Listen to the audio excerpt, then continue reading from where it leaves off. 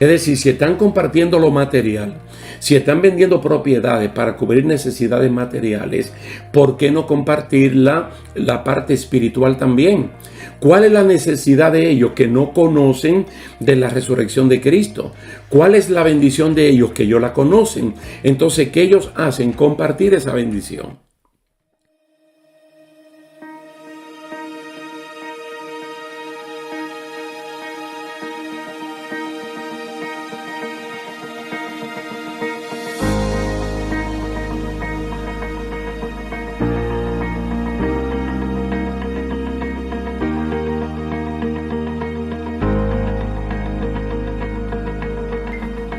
¿Qué tal, queridos hermanos? Dios les bendiga, Dios les guarde.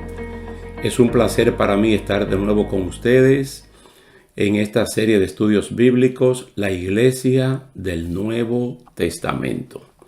En el día de hoy vamos a continuar estudiando en el libro de los Hechos y vamos a ver la primera acción disciplinaria en la iglesia. La primera acción disciplinaria. Hasta este momento hemos visto cosas gloriosas, como esa tremenda unidad del pueblo creyente, de la primera congregación, del primer grupo de creyentes que se reunían en Jerusalén. Nosotros sabemos que para mantener la unidad hay que pagar un precio muy alto. Muchas veces hay que sufrir agravios y otras veces hay que enfrentar con firmeza las faltas cometidas. La unidad cuesta, como acabamos de mencionar. Hay desprendimiento espontáneo, solidario y amoroso para emparejarse uno a otro y que todos vean en igualdad de condiciones. No había entre ellos ningún necesitado. Ya lo hemos visto en el capítulo anterior. Así como se mencionó a José, que los apóstoles le pusieron el nombre de Bernabé, hijo de consolación, quien libremente vendió una propiedad y trajo el dinero completo a los apóstoles. También se menciona a una pareja de esposos, quienes también vendieron una heredad.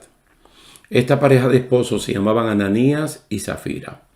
Ellos no dieron el todo de la herencia, sino que de mutuo acuerdo decidieron sustraer una parte y decir a los apóstoles otra cifra. Vamos a ver el triste relato de Hechos capítulo 5, versículo 1 al 11. Y lo vamos a ver en dos partes, tal y como está presentado allí. La primera parte del verso 1 al 6. Del 1 al 6. Vamos a leerlo para que entonces conozcamos la primera acción disciplinaria de la iglesia. Pero cierto hombre llamado Ananías, con Zafira su mujer, vendió una heredad y sustrajo del precio, sabiéndolo también su mujer. Y trayendo solo una parte, la puso a los pies de los apóstoles. Y dijo Pedro: Ananías, ¿por qué llenó Satanás tu corazón para que mintieses al Espíritu Santo y sustrajeses del precio de la heredad? Reteniéndola, no se te quedaba a ti, y vendida no estaba en tu poder. ¿Por qué pusiste esto en tu corazón? No has mentido a los hombres, sino a Dios. Al oír Ananías estas palabras, cayó y expiró. Y vino un gran temor sobre todos los que lo oyeron. Y levantándose los jóvenes, lo envolvieron y sacándolo, lo sepultaron. Miren, en una ocasión nosotros hablamos en 1 de Pedro capítulo 2 verso 11 que el creyente tiene que batallar contra deseos carnales que luchan contra el alma. Y a veces nosotros creemos que estos deseos carnales están en el aspecto sexual y no es en el aspecto sexual solamente, es en el aspecto en general. Nosotros tenemos a veces que lidiar para no dejarnos engañar por la avaricia y por la búsqueda de gloria humana, de resaltamiento, de reconocimiento. No olviden ustedes que en la última parte fue reconocida la actitud de José, a quien le pusieron por nombre Bernabé, que había vendido una propiedad que según Números 35 y Levíticos 25, él no debía vender porque como levita eso no se podía hacer. Pero él lo hizo y fue resaltado. Entonces parece que estas personas, Ananías y Zafira, andaban buscando gloria humana y no pudieron vencer esos pensamientos carnales que batallaban contra ellos. Porque los cristianos no pueden hacer las cosas por vanagloria o por competencia. Escuche bien, porque tenemos la oportunidad de hacer trabajos en la obra de Dios y hay diferentes tipos de trabajos jerárquicos. Y siendo el más bajo, el que sea que nos toque hacer, no debemos hacer nada por competencia, sino que tenemos que hacer todo como para el Señor. Ananías y su esposa Zafira quisieron sacar ventajas de la popularidad, de la gloria y reconocimiento humano sin ningún sacrificio noble, y por eso mintieron deliberadamente al Espíritu Santo y no a los apóstoles. Lógicamente, cuando ellos fraguan esta mentira, ellos piensan que no es contra Dios que están mintiendo, sino que van a mentir contra el liderato cristiano que en este momento está representado por los apóstoles. El primero en ser cuestionado fue Ananías, a quien se le dijo que él pudo haber retenido la propiedad, pues nadie le insinuó, nadie le pidió que la vendiera. Lógicamente, el mutuo acuerdo fue entre los dos, pero el que va a entregar el dinero para hablar su gran mentira es el esposo Ananías. Los líderes de la iglesia, en ese momento representados por los apóstoles, no pedían propiedades a nadie. Ellos no estaban promoviendo ningún evangelio de prosperidad, porque esa es una gran mentira, esa es una gran herejía, sino que, como hemos visto hasta el capítulo 4 del libro de los Hechos, este sentir entre los que tenían propiedades fue un desprendimiento espontáneo para venderlo y repartirlo entre todos y evitar así que haya algún necesitado entre ellos. De haberla vendido, pudo libremente dar una parte de ella, si así lo sentía. Ese era su dinero y podía hacer con él lo que mejor le pareciera. Uno de los principios del cristianismo es no dar ni por necesidad ni por obligación. Es decir, cuando estamos hablando de dar tiempo, dinero, bienes, en nuestras propias vidas en un servicio, ni es por obligación, ni es por necesidad. Si esto no se origina en el amor ágape que ha sido derramado en nosotros, es mucho mejor no hacerlo. No hacerlo. Los creyentes disponen su corazón para dar de acuerdo como hayan prosperado durante la semana, mes o año. O también disponer de alguna propiedad de valor que hayan adquirido anteriormente o que hayan heredado de sus padres. Pero todo es voluntariamente. Yo no sé por qué hay personas que a esta altura del cristianismo o de su crecimiento espiritual en una iglesia tienen tanto problema con el asunto de diezmar y de ofrendar. Mire, a usted nadie le está pidiendo esto obligatoriamente.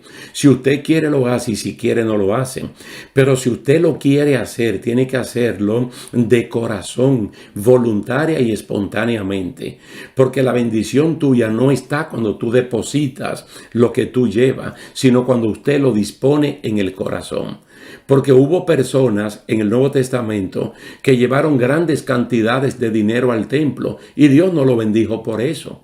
Porque de hecho ellos dieron de lo que les sobraba y esa sobra la presentaron como una cosa del otro mundo y hasta pedían un grupo musical para que los acompañara cuando iban a depositar esto. Ese no puede ser el ejemplo para nosotros, sino el de la viuda que dio todo lo que tenía, pero lo hizo en completo silencio, en total privacidad. Pero Cristo, que conoce las mentes y los corazones, resaltó la actitud de esta mujer y penalizó la actitud de los que dieron mucho, pero que no lo hicieron de corazón. Puede ser que por el hecho de haber visto el halago de los apóstoles a José, de reconocerlo como hijo de consolación, que ya se lo mencioné anteriormente, que es lo que significa el nombre Bernabé, sintieran el mismo deseo de ser halagados, reconocidos por su generosidad, entre comillas, lógicamente, pero sin un desprendimiento honesto y sincero. Esta mentira le costó la vida a Ananías, quien murió repentinamente al oír la palabra de Pedro. Esta fue la primera acción disciplinaria de la iglesia. De una iglesia que cuando uno lee desde el capítulo 1 hasta el capítulo 4 del libro de los Hechos, la ve en constante crecimiento y hasta este punto hay 5,000 personas más los 120 que componían el primer grupo original. Tal vez eran 5,120 o en su totalidad llegaron a 5,000, incluyéndolos a ellos. Entonces todo iba bien hasta que esta persona decidieron torcerse. Esto le costó la vida a Ananías. Entonces, ¿qué podemos decir? Que hay un gran peligro cuando un cristiano le da lugar en su corazón al diablo. Satanás guía a los hombres a poner la mirada precisamente en la cosa de los hombres, en los títulos, en los halagos, en los reconocimientos, que no es que sean malos, pero que hay que saberlos manejar, como lo hizo Pablo en la carta a los Filipenses, cuando le habla de todo su extraordinario pasado que él tenía académico y también tradicional por sus padres, y él colocó todas estas cosas como basura con tal de alcanzar el premio del supremo llamamiento. Aprovechó todo su conocimiento para, a partir de ahí, promover mejor el evangelio. Mire, hay un ejemplo en el Antiguo Testamento que yo quiero traerlo a colación, que hace paralelo a este caso que trajo la primera disciplina en la iglesia, pero que al contrario de lo que este matrimonio hizo, fue un acto generoso sin esperar nada a cambio. En Segunda de Reyes, capítulo 4, versículo 8 al 13. Segunda de Reyes, capítulo 4, versículo 8 al 13. El caso es de la mujer conocida como la Sunamita y el encuentro que tuvo con el profeta Eliseo. Aconteció también que un día pasaba Eliseo por Sunem, y había allí una mujer importante que le invitaba insistentemente a que comiese. Y cuando él pasaba por allí, venía a la casa de ella a comer. Esta importante mujer habló con su esposo para hacer una habitación para que Eliseo se hospede con ellos. Eliseo quería reciprocar ese gesto de generosidad y le preguntó a la mujer si quería que le consiguiera una cita con el rey o con el general del ejército. La respuesta de la mujer fue sorprendente y demostró no hacer nada ni por interés ni por vanagloria al responderle a Eliseo: yo habito en medio de mi pueblo. Esta frase significa que no lo hacía por otra causa que no fuera suplirle hospedaje y comida al ver que era un varón de Dios. Ustedes lo pueden leer en Segunda de Reyes, capítulo 4, versículos 8 al 13. La señora no esperaba nada a cambio, no importara que fuera una cita con el rey o una cita con el general del ejército del rey. Todo lo que estaba haciendo era por amor y generosidad. Y cuando se actúa así, no se espera nada a cambio. Parte de las cualidades del amor ágape, como están registradas en 1 Corintios capítulo 13, se resumen en que este amor no espera nada a cambio. Vamos a ver entonces la segunda parte, desde el versículo 7 al 11. La segunda parte, a ver cuál es la actitud de Safira, la esposa de Ananías. Dice: pasado un lapso como de 3 horas, sucedió que entró su mujer, no sabiendo lo que había acontecido. Entonces Pedro le dijo: dime, ¿vendisteis en tanto la heredad? Y ella dijo: sí, en tanto. Y Pedro le dijo: ¿por qué convinisteis en tentar al Espíritu del Señor? He aquí a la puerta los pies de los que han sepultado a tu marido y te sacarán a ti. Al instante ella cayó a los pies de él y expiró. Y cuando entraron los jóvenes la hallaron muerta y la sacaron. y la sepultaron junto a su marido. Y vino gran temor sobre toda la iglesia y sobre todos los que oyeron estas cosas, porque es una acción disciplinaria de parte de Dios para que la gente tema. Recuerden que el temor a Dios es el dique de contención para uno no pecar. Cuando un creyente, no estoy hablando del inconverso, cuando un creyente quiere pecar, lo primero que retira de su vida es el temor a Dios. Entonces se desenfrena en el pecado. Este escenario nos hace recordar que las personas que son llenas del Espíritu Santo, como probablemente fue el caso de Ananías y Zafira, ya que este relato, el capítulo 5 de Hechos, viene después de la manifestación del Espíritu Santo, tanto en Hechos capítulo 2 como en la reunión de Pedro y Juan con el resto de los creyentes en Hechos capítulo 4, del 23 al 31, que deben preceder. Es decir, los llenos del Espíritu Santo deben proceder con humildad, respeto y mansedumbre, y que no pueden hacer lo que les venga en gana. Entonces ya es un supuesto casi seguro de 100% que Ananías y Zafira pues estaban, si no estaban en el primer grupo de Hechos capítulo 2, pues estaban en la sección del capítulo 4. Y el capítulo 4 es una repetición de la llenura o bautismo del Espíritu Santo, que me hace pensar a mí que ellos también fueron llenos en este momento. Y no podemos pensar tan mal de ellos porque hay personas que comienzan bien, pero en el camino se dañan. Ahora, yo le quiero presentar otro ejemplo del Antiguo Testamento para que ustedes vean el tremendo cuidado que hay que tener cuando uno está lleno del Espíritu Santo. La llenura del Espíritu Santo no es para vanagloria, no es para competencia. Incluso los dones del Espíritu Santo, como están mencionados, una parte de ellos en 1 Corintios capítulo 12, no es para competir, no es para competir, no es para sobresalir, no es para eso. Entonces vamos a ver el caso en Levíticos capítulo 10, donde también se habla de una pareja, pero no de esposos, sino de hermanos, Nadab y Abiú. De 4 hijos varones que tuvo Aarón, varones, estos eran los primeros, eran los hijos mayores de Aarón, quien en el momento era el sumo sacerdote. Y ellos junto a sus 2 otros hermanos eran sacerdotes encargados de la administración de las ofrendas y de los sacrificios. Dios le había dicho que no trajeran fuego extraño al tabernáculo, sino que usaran del fuego que arde en el altar del holocausto, llamado también el altar de bronce. Eso está en Éxodo capítulo 27, 1 al 8. Éxodo 27, 1 al 8.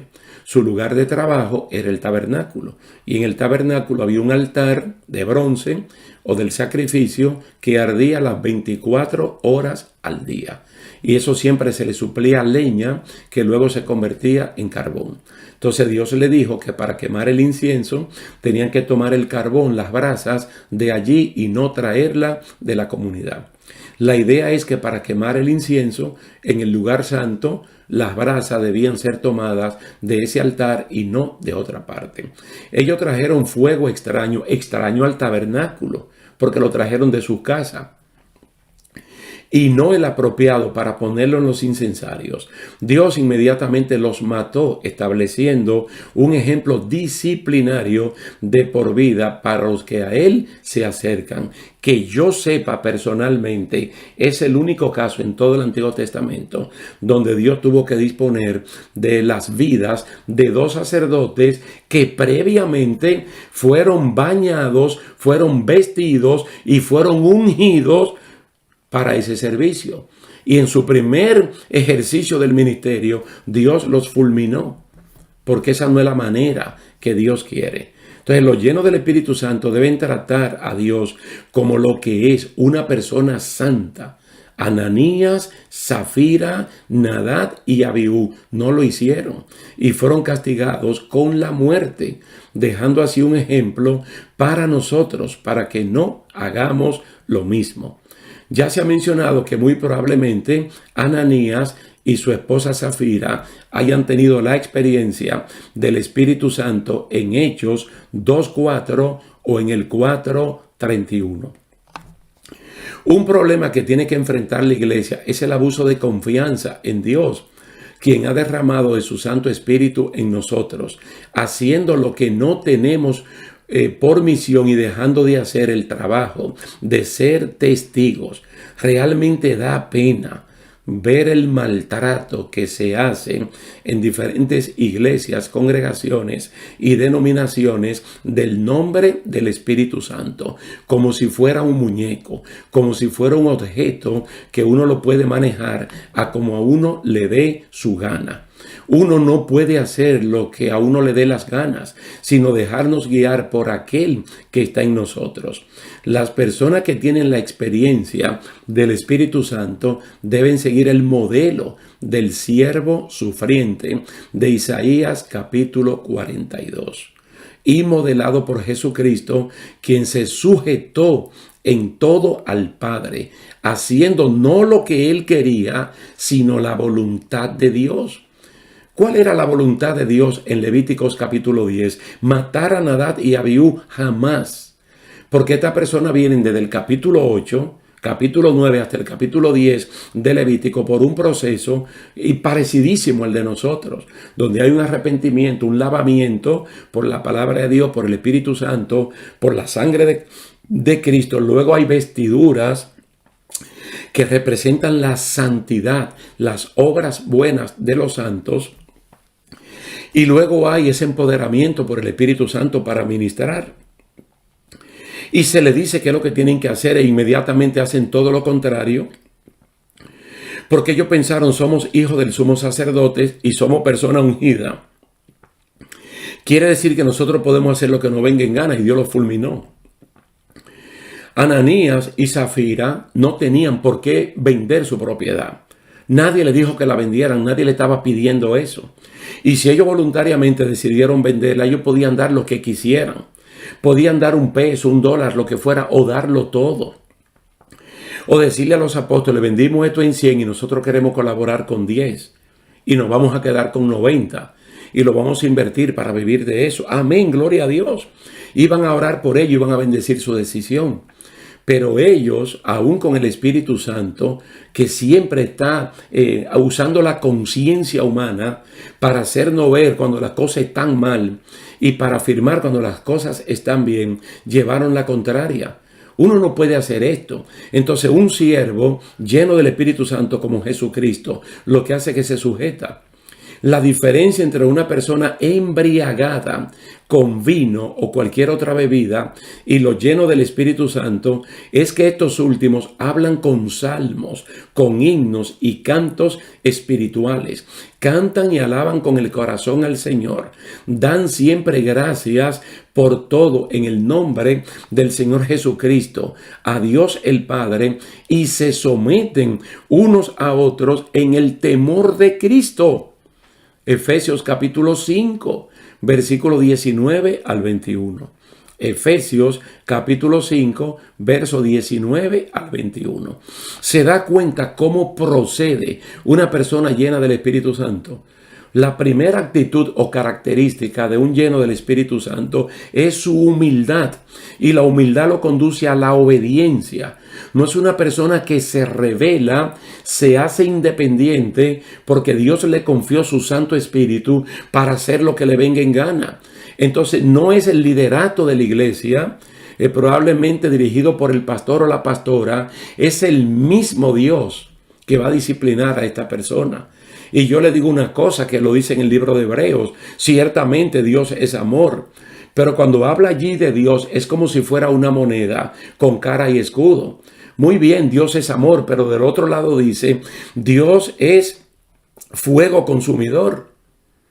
Y de verdad que ningún cristiano debería jugar con Dios porque Dios tiene los juegos muy pesados.